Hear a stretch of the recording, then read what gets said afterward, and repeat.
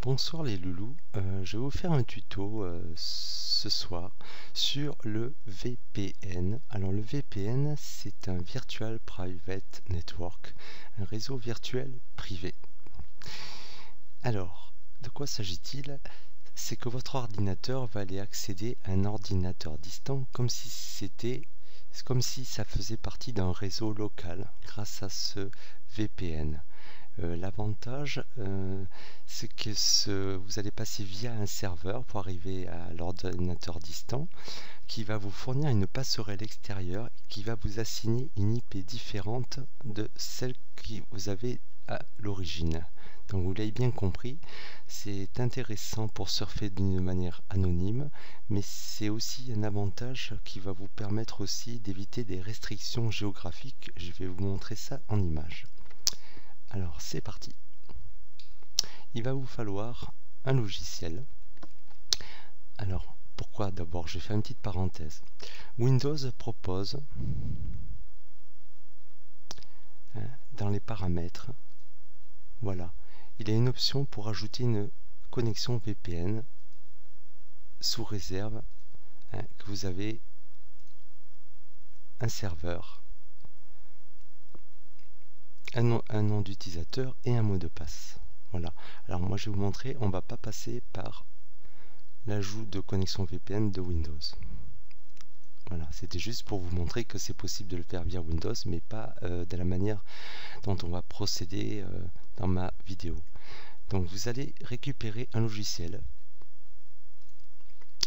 qui s'appelle OpenVPN. Ici, donc vous allez le télécharger. Voilà, ça progresse, c'est pas très gros comme logiciel. Voilà, OpenVPN client.msi. Voilà ce qu'il vous faut et vous aurez besoin d'autres choses juste après. Voilà, terminé le chargement. Alors ce qu'on va faire, c'est que on va l'installer. Voilà l'écran d'installation. Suivant, bon c'est en anglais. Suivant, c'est pas très compliqué à comprendre. Voilà, vous changez le chemin si vous voulez pas que ça aille à cet endroit-là. Moi ça me convient, c'est parti. On installe.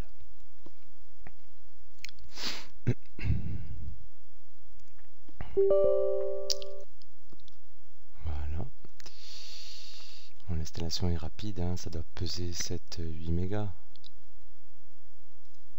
Voilà, donc il vous a installé un raccourci ici qui s'appelle OpenVPN client. Voilà, ça c'est la première étape pour créer votre VPN. Ensuite, on va revenir télécharger, voilà, ce que l'on appelle des certificats qui marchent avec OpenVPN. Et alors c'est important à noter, c'est gratuit. Voilà, hein, 0$ par méga de données.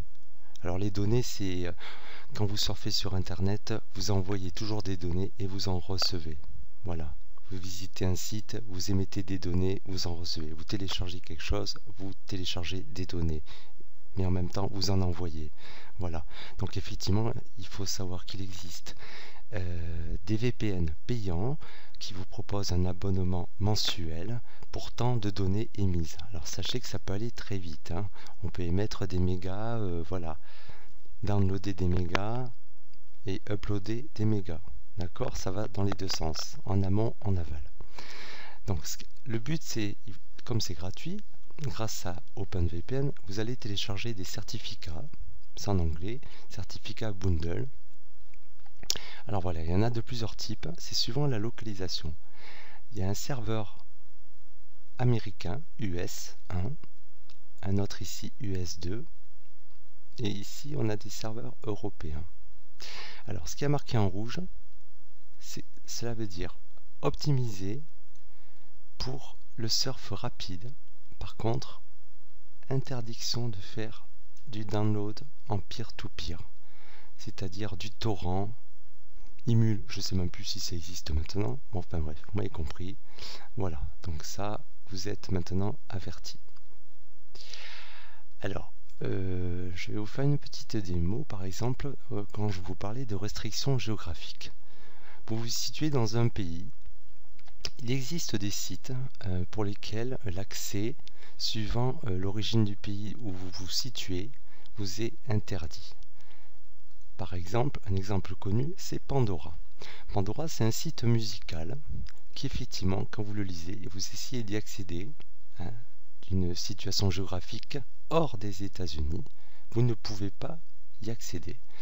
Nous sommes sincèrement désolés que, dû à des contraintes de licence, voilà, ils ne peuvent pas accorder l'accès pour les auditeurs situés en dehors des États-Unis, Australie et Nouvelle-Zélande.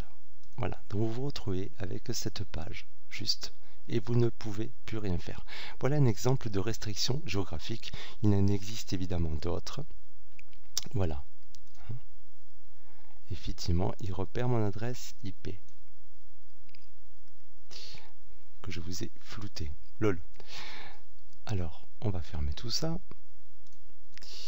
Et par contre, non, excusez-moi, on va le rouvrir. Voilà, et maintenant, donc, on va choisir de prendre un certificat. Alors, on va tester en prenant un certificat avec serveur américain.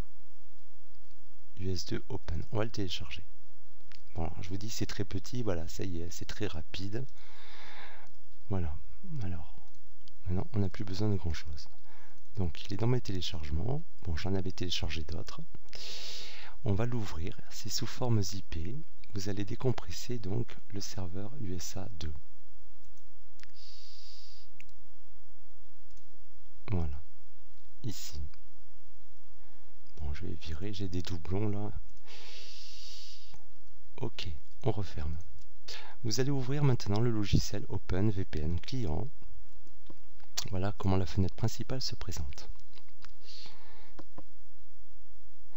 Alors, effectivement, il ne va pas passer par l'adaptateur réseau que vous avez sur votre ordinateur. Je vais vous montrer vite fait en ouvrant le centre réseau et partage et les paramètres de la carte. Voilà. Alors, ce qui s'est passé, c'est qu'en installant OpenVPN Client, il vous a installé un autre adaptateur. Voilà, ici, qui apparaît là. C'est un adaptateur virtuel, hein, ça n'a rien à voir avec la carte réseau qui est embarquée sur votre carte mère ou que vous avez en carte individuelle, carte fille sur votre carte mère. Hein, voilà. Voilà comment ça marche. Donc, ce que vous allez faire, c'est que vous allez utiliser les certificats qu'on a téléchargés et décompressés. Donc, ça va correspondre à des profils de connexion. J'en ai déjà deux. On va rajouter celui que j'ai téléchargé. Donc là, vous allez choisir fichier local. Vous allez faire importer, vous allez aller sur le chemin, vous avez décompressé, j'ai pris le serveur 2. Vous allez prendre celui-là, ou un autre, comme vous voulez. Ça, c'est des protocoles. Hein. UDP, TCP, je ne vais pas m'arrêter sur ça. C'est des protocoles Internet. Donc vous allez faire sauvegarder, il va apparaître ici. Donc vous allez vouloir vous connecter grâce à ce serveur américain. Il va vous demander un mot de passe. Voilà le petit message. Authentification requise pour ce serveur. Et il vous faudra un mot de passe.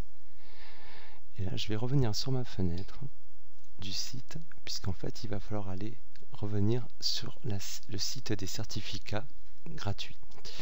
Et donc là, vous verrez en bas de la colonne du milieu, il y a le nom d'utilisateur, VPN Book, suivi du mot de passe. Voilà. Donc c'est un mot de passe qui peut changer d'un jour à l'autre. Donc à vous d'aller régulièrement sur ce site quand vous voulez utiliser OpenVPN et surfer grâce à ces serveurs. Donc le nom d'utilisateur c'est VPN Book, ça en général ça ne change pas. Le mot de passe, on va le coller puisque je l'ai copié et on va se connecter login. Donc là il est en train de se connecter. On va fermer la fenêtre, voilà. Là il est en train de nous assigner une adresse IP. Excusez-moi, j'ai mon petit pare-feu qui s'affole. Voilà, d'accord. Donc vérifiez ça aussi, que vous n'ayez pas un pare-feu qui vous bloque votre connexion VPN. Voilà. Donc là, il va m'assigner une adresse IP. Donc du coup, on va revenir surfer un petit coup. Mais là, par contre, on va passer par le serveur VPN, comme une sorte de tunnel. Alors, par exemple, on peut aller déjà vérifier des sites d'adresse IP.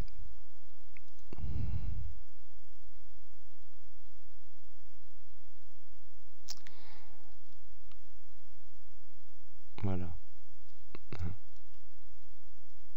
Donc le serveur, on le retrouve là, ici.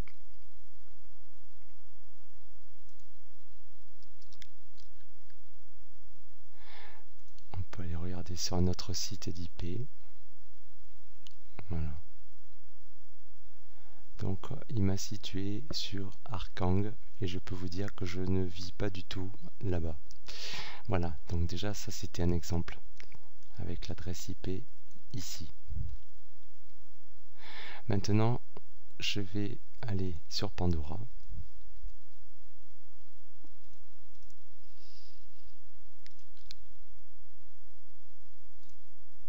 Ah.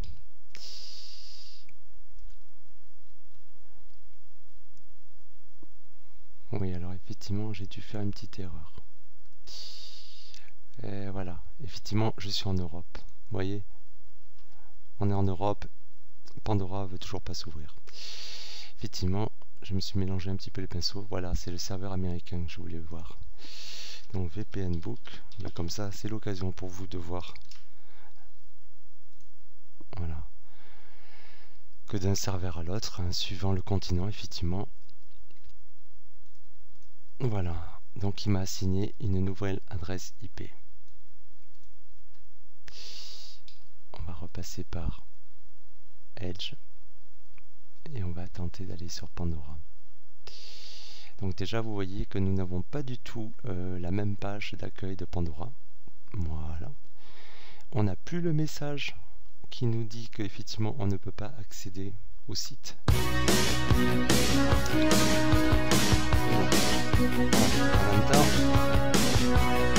Voilà. Il y a eu même Bruce Springsteen qui s'est lancé puisque je l'avais fait des tests et comme bon voilà, je suis un passionné de Bruce Springsteen, c'est pas le papier peint qui va me contredire, n'est-ce pas, lol.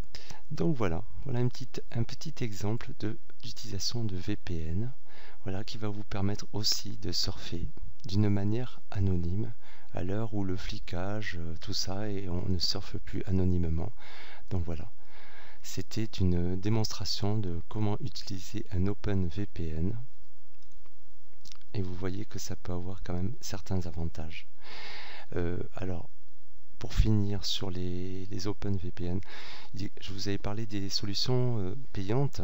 Les solutions payantes, alors effectivement, elles offrent quelques avantages. C'est que vous avez un débit qui est beaucoup plus rapide. Vous avez vu qu'il fallait quand même quelques secondes pour que les pages s'affichent. Avant que Pandora lance sa page officielle. Voilà. Alors les VPN payants, effectivement, ça peut aller de 5-6 € par mois en moyenne.